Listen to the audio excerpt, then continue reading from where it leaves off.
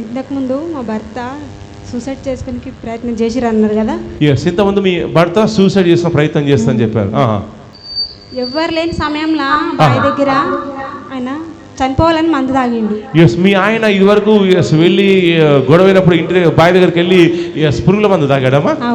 పురుగుల మందు తాగి విషయం తాగేసి చచ్చిపోదామని తాగేశాడు. తాగేస్తే చనిపోవాల్సిన వ్యక్తి ఇప్పుడు బ్రతికాడమ్మా. బ్రతికాడు. ఇప్పుడు ఆరోగ్యంగా ఉన్నాడా? వావ్. ఎన్నాళ్ళ క్రితం తాగాడమ్మా? 8 రోజులు అవుతుంది. 8 రోజులు అవుతుంది. పురుగుల మందు తాగాడు.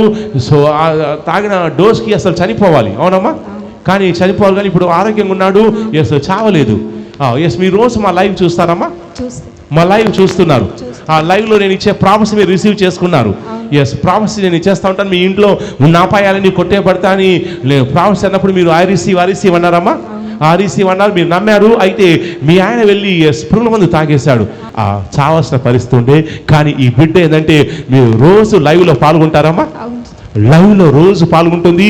ఈ బిడ్డ వారిసి అన్నది దేవుడు ఈ బిడ్డ విశ్వాసం ఆధారం చేసుకొని వాళ్ళ హస్బెండ్ని బ్రతికించాడు, అవునమ్మా.